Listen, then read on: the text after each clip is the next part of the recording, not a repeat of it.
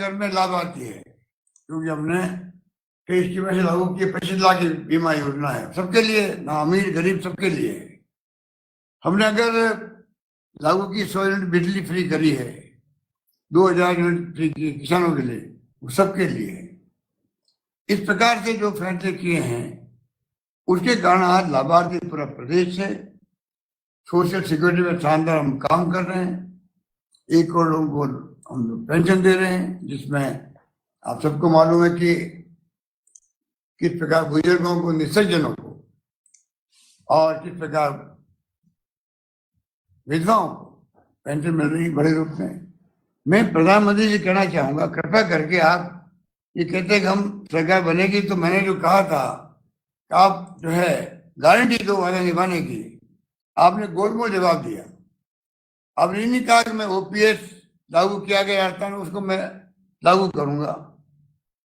आपने ये नहीं कहा कि मैं यहाँ की सरकार 25 लाख का बीमा दे रही है, वो बीमा मैं खुद लागू करूंगा। आपने नहीं कहा कि जो 1000 रुपये दे रहे पेंशन के हम लोग राजस्थान में, सोशल सिक्योरिटी एक्ट बनाऊंगा और मैं भी कम से कम 1000 रुपये दूंगा विधवाओं को, निसज्जनों को, बुजुर्गों को। 200 रुपये देते, 200 रुपये। आप बताइए कितना बड़ा फर्क है। ये नहीं कहा गैस सिलेंडर 500 में दे रही स्टेट गवर्नमेंट, हम भी 500 रुपये में देंगे, ये नहीं कहा आपने। तो आप जो है जनता को भ्रमित करने में आपका जो तरीका है मैं उसको उचित नहीं मानता। आप प्रधानमंत्री है, आपके पति गरिमा है, पर आप चुनाव जीतने के लिए जिस प्रकार आप और आपके साथी केंद्रीय मंत्री मंडल के पूरा कुनबा बैठा हुआ राजस्थान के अंदर, धावा बोलते राजस्थान के अंदर, आपके सब नेता क्या क्या बोलते हैं, झूठे आरोप लगाते हैं, वो आपको मालूम है क्या क्या हो रहा है। तो मैं आपको कहना चाहूंगा कि राजस्थान ने इतिहास बना दिया है। शिक्षा के क्षेत्र में हम बहुत आगे बढ़ गए हैं। सारी संस्थाएं हमारे राजस्थान के अंदर, IIT, IIM, IIIT विश्वविद्यालय, 96 विश्वविद्यालय बनना किसे कहते हैं। तब मैं समझता हूं कि आज शिक्षा में, स्वास्थ्य में, सोशल सिक्योरिटी के अंदर, बिजली के उत्पादन में, पानी योजनाओं में इस कदर हमने काम किए कि आज राजस्थान की चर्चा पूरे देश के अंदर होने लग गई। इसलिए मैं आपसे अपील करूंगा कि आप कम से कम हमारी योजनाओं को अध्ययन करवाएं केंद्र के अंदर, और जब आप देश में लागू करेंगे, OPS लागू करो, राइट टू हेल्थ एक्ट बनाओ, मिनिमम इनकम गारंटी एक्ट बनाओ, और राष्ट्रीयकृत बैंकों को कर्जा माफ करे। हमने कर्जे माफ किए 15 लाख करोड़ के राजस्थान के अंदर। हम राष्ट्रीयकृत बैंकों से मांग कर रहे हैं, पत्र लिखा मैंने प्रधानमंत्री जी को कि आप उनसे 1 टाइम सेटलमेंट करवाओ। मेरे बड़े बड़े उद्योगपति होते हुए थे, किसानों को हिस्सा देंगे, स्टेट गवर्नमेंट देगी, और किसानों का 0 हो जाएगा, ऋण माफ हो जाएगा, राष्ट्रीयकृत बैंकों का भी। उसमें हम आगे नहीं आ रहे हो। तो जो ये बातें 15,000 करोड़ का मैंने कहा अभी आपको, 22 लाख किसान है उसके, 22 लाख किसान है। इस प्रकार से जो फैसले हमने किए हैं, आप उस पर कुछ बोलो। जो हमने लिखे पे 4 साल से लगातार लिख रहे हैं आपको, आपने गोलमाल कह दिया कि वेलफेयर स्कीमों को हम लागू रखेंगे। आपकी डेफिनेशन कौन सी है, क्या परिभाषा है वेलफेयर स्कीम की, किसको मालूम है। मैंने कल ट्वीट किया था, क्या क्या काम बंद कर दिए, रिफाइनरी लगा करके, मेट्रो लगा करके, बद्रीनाथ केदारनाथ में लोग मर गए थे बेचारे, मैं नौकरी देने का फैसला किया, बच्चों को उनके अनाथ हो गए, आपकी गवर्नमेंट बंद कर दिया, उनको निकाल दिया नौकरी लगे हुए को। उस अगर आपकी है, कौन विश्वास कर सकता है आपके ऊपर कि आप जो कह रहे हो वो लागू होगा। लागू करके बताओ पहले हमें केंद्र में, तब हम मानेंगे कि वास्तव में आपने किस रूप में कहा है बात को।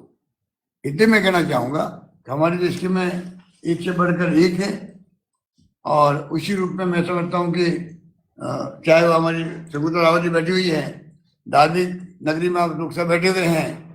आप बताइए 1 लाख वरिष्ठ नागरिकों को तीर्थ यात्रा करने का हमने फैसला किया। 30,000 जा चुके अभी तक भी। मंदिरों में 100 करोड़ रुपए दे चुके हम लोग। मंदिरों के लिए अलग अलग हमने करीब 600 मंदिर चुने हैं जहां पर रोज काम के लिए 1 लाख रुपए दिए जा रहे हैं। पशुओं के लिए हमने जो विशेष योजना चलाई, लंपी रोग में गाय मर गई, 40,000 रुपए दिए हम लोगों ने प्रति गाय। आगे हम उनका बीमा कर रहे हैं कामधेनु योजना में 2 पशुओं का। कहने का मतलब ये है कि ये हिंदू समाज की बात करते हैं, जैसे हम हिंदू है ही नहीं, वो उचित नहीं कहा जा सकता।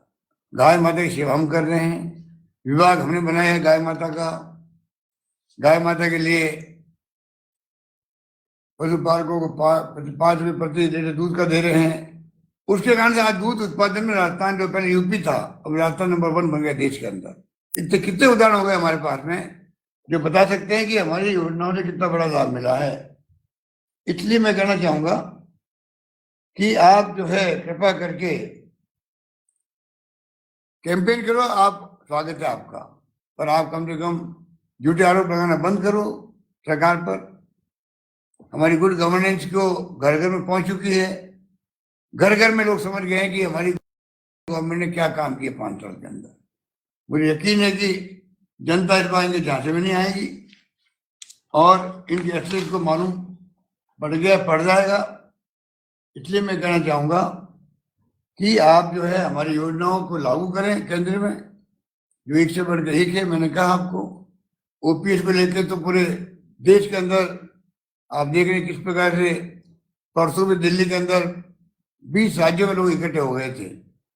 ये मानवीय दृष्टिकोण है, आपको ध्यान देना चाहिए। RGSS की हमारी स्कीम शानदार है, उड़ान योजना हमारी शानदार है, जो कंट्री में कहीं नहीं है।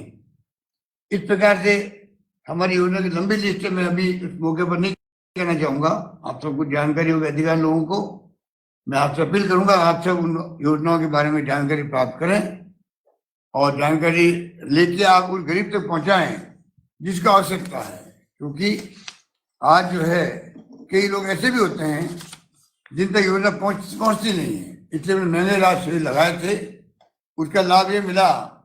पहले हमारी योजनाएं कई कारणों से गरीब तक पहुंचती नहीं थी।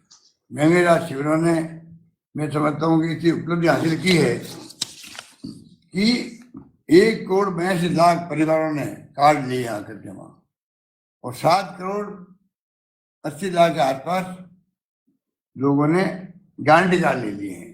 तो आप सोच सकते हैं कि हमारी गवर्नेंस बहुत शानदार रही है। हमें इस बात विश्वास है कि जो हमने सोचा था, वादा किया था आपसे, वादे अधिकार पूरे हो गए हैं और जो हमने कहा वो करके दिखाया है। और जनता का मूड लग रहा है इस बार मुझे, क्योंकि बिना जनता के आशीर्वाद के कोई सरकार बन नहीं सकती। माई बाप जनता ही होती है। मुझे यकीन है कि इस बार जो माहौल बन गया उसमें जनता का आशीर्वाद मिलेगा और सरकार पुनः हमारी बनेगी, पूरे यकीन है। यही बात कहते हैं मैं अपनी बात समाप्त करता हूँ। धन्यवाद। जय हिंद। धन्यवाद।